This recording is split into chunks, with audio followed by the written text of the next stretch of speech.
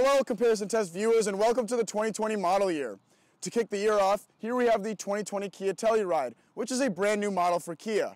But before we get into this, let's look at the incumbent competitors. This is the 2019 Toyota Highlander, which is being replaced for the 2020 model year. However, the 2020 model specs were not available at the time of this comparison test, but as soon as it drops, I'll be sure to reissue the test.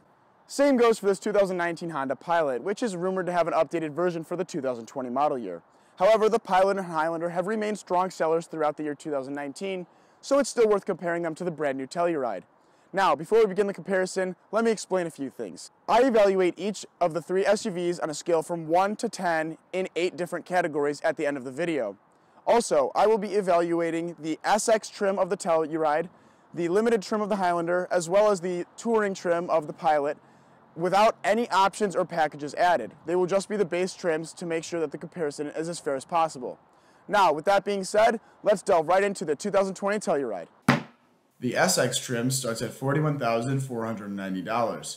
For that price, the exterior of the car is fitted with heated, power-folding mirrors, rain-sensing wipers, LED headlights, daytime running lights and fog lights, chrome dual exhaust tips, and 20-inch rims on 245 series tires. Two more technologies that need a slightly more in-depth explanation are high beam assist and a smart liftgate. The high beam assist reads oncoming lanes for traffic and switches the high beams off when it detects another car so the driver doesn't have to do it manually. The smart liftgate will open if you stand behind the Telluride's rear hatch with the key in your pocket. Naturally, it's powered. Let's move on to the interior, where the main feature is the Telluride's dual sunroofs. However, the interior also has a 10.25-inch touchscreen that supports Apple CarPlay and Android Auto, as well as Kia's UVO infotainment system. Another prominent feature that all passengers can enjoy is the 10-speaker Harman Kardon surround sound system that has a subwoofer and an external amplifier. The Telluride SX also has wireless phone charging, Bluetooth, a smart key with push-button start, wood grain and stainless steel accents, 64 different interior lighting colors, and an auto-dimming rearview mirror. The seats and steering wheel are leather, and both the captain's chairs and second row are heated and ventilated. Speaking of seating, the driver's seat is 12-way power adjustable, and the passenger has 8 ways of power adjustability as well. The Kia also has a head-up display projected near the bottom of the windshield, as well as a 7-inch TFT display in the gauge cluster. Another nifty feature uses a microphone to amplify the driver's voice to rear seat passengers for the hard of hearing, or, more likely, the unruly youth. Now get ready for the extensive list of safety features that come on the 2020 Telluride. Standard are blind spot warning with crash avoidance, driver attention warning, forward collision avoidance with pedestrian detection, adaptive cruise control, lane departure and keep assist, parking sensors, rear cross traffic alert, a bird's eye view parking camera, and safe exit assist, which looks for passing traffic threats so passengers can open doors safely when the vehicle is parallel parked.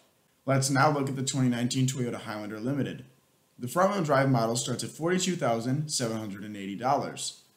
Standard exterior features are halogen headlights with LED DRLs, fog lights and tail lights, heated mirrors, and 19-inch wheels. On the interior, the Toyota sports a power sunroof, a 3-zone automatic climate control system, and a leather interior. The front seats are heated, the driver's being 12-way power adjustable, and the passenger 4. The gauge cluster has a 4.2-inch multi-information display, and wood grain accents are found in the Highlander, similar to the Kia. The smart key has remote start as well as push-button start, and a similar rear hatch function to the Telluride. The Highlander's infotainment system finds a home in the 8-inch touchscreen in the center console, which comes with navigation. Besides the standard Bluetooth, Sirius XM radio, and voice recognition, the limited trim also comes standard with 12 JBL speakers with a built-in amp and subwoofer to rival the Kia's Harman Kardon unit. Standard safety features on the 2019 Highlander include blind spot monitoring, rear parking assist, an engine stop-start system, pre-collision system with pedestrian detection, lane departure alert with steering assist, automatic high beams, and dynamic radar cruise control. Finally, let's see the 2019 Honda Pilot Touring. This vehicle is $42,520. LED brake lights, fog lights, daytime running lights, and headlights are standard on this trim, as is the power tailgate and programmable remote entry. The Honda also has smart entry with walk-away auto lock, where the driver can walk away from the Pilot and it will lock when the driver leaves a certain radius from the vehicle. Like the Kia, the Honda rides on massive 20-inch wheels. On the interior, the Pilot has push-button and remote start, a sunroof, tri-zone automatic climate control, and an auto-dimming rearview mirror. The seats are all leather, and the first 2 rows are heated. Also, the driver's seat is power adjustable 10 ways, and the passenger gets 4 ways of power adjustment. The touchscreen in the Honda is 8 inches like the Toyota, and comes with Android Auto, Apple CarPlay, Bluetooth, Sirius XM, and an in-car PA system like the Kia. Navigation is standard on the Honda, and unlike its competitors, it has a 10.2-inch screen in the back for kids to watch Blu-ray or another input from a device. The audio system in the Touring trim is a 590-watt unit with 10 speakers, including the sub. For active safety technology, the Honda has a collision mitigation braking system, road departure warning, forward collision warning, lane departure warning, blind spot monitoring with cross-traffic alert, automatic high beams, adaptive cruise control, and lane keeping assist. The 2020 Kia Telluride is not rated by the Insurance Institute for highway safety as of yet. However, this category tends to be very similar across the industry for 3-row SUVs, so I can assume it's rated in a similar fashion to the other two. The 2019 Pilot and Highlander are both top safety picks from the IIHS and score a rating of good in every category, except the Highlander gets acceptable in headlights, but a slightly higher front crash prevention score than the Pilot. Active safety technology for each SUV was included in the value segment, so the safety category only focused on the passive safety ratings. The Telluride has a 3.8-liter V6 engine, making 291 horsepower and 262 pound-feet of torque. It's a very old engine with just an Atkinson cycle update in the new vehicle, but at least it has had all the kinks worked out, and it isn't a bad engine, just old. It's mated to an 8-speed automatic transmission, powering the front wheels. The Duo is good for an estimated 8.1 seconds 0 to 60 run, though all-wheel drive Tellurides shave about a second off that time. The Highlander Limited is powered by a 3.5-liter V6, and even though it's got modern stop-start and variable valve timing, it too is an old engine. It makes almost identical numbers to the Telluride at 295 horsepower and 263 pound-feet. Power is shifted through an 8-speed automatic transmission. This combo is good for a 7.8 second 0 to 60 run, which bests the Telluride's estimate by 0.3 of a second. The Honda has identical displacement to the Highlander at 3.5 liters for its V6, making 280 horsepower and 262 pound-feet of torque. Though an old engine, the new 9-speed automatic makes sure to keep the mill in its prime power band. The Honda is the speed demon of the group with a 6.5 second 0 to 60 time. Credit some of that to the 9-speed shift mapping, but with a power deficit, the Honda engineers must have had some other tricks up their sleeve to beat the next fastest Highlander by over a whole second. The Pilot weighs a little less than the other two, but nothing too significant. The all-wheel drive Pilot does the same deed in 6 seconds flat. It's interesting to see Kia use their older engine in this new model. With the 2020 Highlander just released and the 2020 Pilot right around the corner, I expect to see some brand new turbocharged 4-cylinders powering these cars. Let's hope that older V6 doesn't set the brand new Telluride back when its competitors get updated this year. The reliability of these vehicles is important for the families that will be using them. The Telluride is not yet rated by Consumer Reports, but the Sedona, Cadenza, and Sorento all use the 3.3-liter version of the same engine. The Sorento and Cadenza also use the same 8-speed transmission, with the Cadenza coming in as better than average and the Sorento coming in at average. I will put the Telluride in between the two for now, though if I had to guess, Consumer Reports would most likely rate the vehicle average. For right now, we'll give it partial benefit of the doubt. The Highlander is rated as much better than average, which is Consumer Reports' highest rating, and the Pilot is average, according to their extensive testing.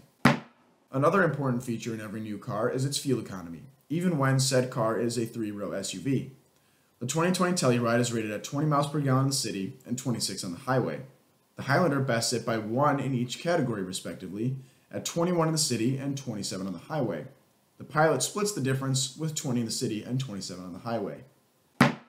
Oftentimes, these big SUVs are used to haul stuff around, but which one can haul the most stuff? The Telluride has 21 cubic feet of storage in the trunk with all the seats in the upright position, 46 with the third row down, and 87 with the rear 2 rows folded down. The Highlander has less room inside at 13.8, 42.3, and 83.2 respectively. The Pilot is in the middle at 16.5, 46.8, and 83.9. As far as passengers go, the Telluride has 178 cubic feet available to be used, the Highlander has 142.2, and the Pilot has 151.7. Apparently, if you need to haul a lot of cargo or people, the Kia has you covered by a long shot. Let's now look at how family-friendly each of these 3 SUVs is. Of the three, the Honda has the most intelligent ingress and egress, especially to the back seat. Its second row was threefold, allowing for a small seat in the middle. Entry and exit from the back seat is controlled by two buttons on the second row seats. One push of the button folds and slides the second row forward so that the rear passengers may enter or exit with grace. The redundant buttons, one on the side of the second row seat cushion and one on the back of the second row seat, makes it easy for third row passengers to get in and out of the Pilot by themselves without assistance from the driver or second row passengers. Furthermore, the Pilot has the most spacious third row, and my 5'10" frame fit fairly easily behind the second row, even in the most rearward position.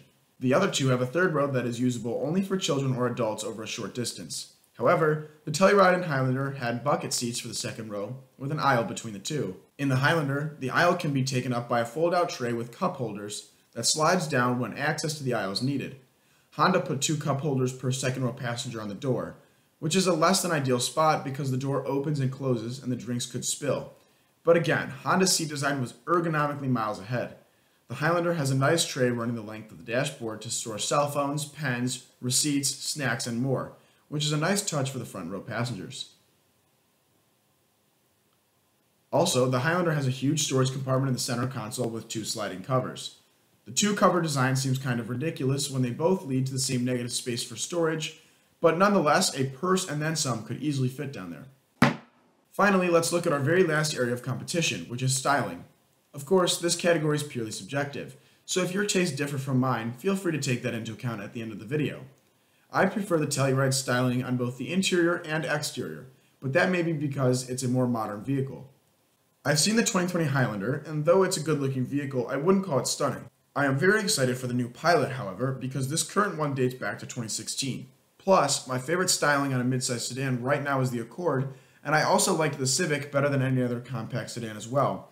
So I think Honda's more modern design language will work wonders on the Pilot, much like the current generation was a huge improvement on the previous generation Pilot in 2015. Differences in exterior styling on the Honda and Toyota are nearly negligible to me. If I had to pick one over the other though, I would probably go with the Highlander. Again, these are not bad designs and they certainly aren't ugly at all, but the Telly's a sweetheart in this category. On the interiors, I would again pick the Toyota over the Honda, and the Toyota is a close second to the Telluride here. I believe the Toyota is designed to be more functional than the Kia's, but this is the styling segment, not the family-friendly one. Overall, the Kia is the new king of styling, but Honda may have an answer for that in 2020.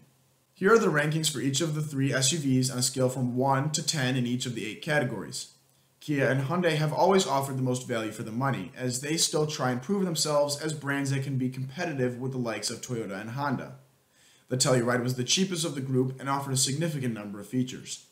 All 3 SUVs score well in safety, but note that the Telluride hasn't been rated by the IIHS yet. All 3 score close in fuel economy, but the Highlander had the best scores, with the Telluride bringing up the rear. The Toyota again scored big in reliability, earning maximum points in this category. The Honda scored average, which hurt its overall score, and it's worth noting that lots of consumers would probably disagree with a rating of just average for this vehicle, or Honda in general, but I didn't want to bring my opinion into this comparison. The Telluride looks the best, both in interior and exterior. The Honda got points in powertrain and performance for its stellar 0-60 time and its new 9-speed transmission. It also seemed to be the most family-friendly of the 3 to me, with the Highlander being close behind. Finally, the Telluride is a bigger vehicle, so it has more room for passengers in their cargo. Overall, the brand new Telluride pulls ahead of the next closest Highlander by 1.5 points. Remember that its reliability rating could fall or increase 1 point, making this comparison an even closer competition. Furthermore, the 2020 Highlander was just released, and I'm sure Honda will have an answer to the 2 new vehicles soon, as this Pilot is near the end of its life cycle anyway. All 2019 Pilots and Highlanders will have steep discounts soon, so if you decide to buy one, now would be the time before the brand new generation hits lots. Thanks for watching, and I'll be sure to pit the Telluride against the new Highlander and Pilot when available.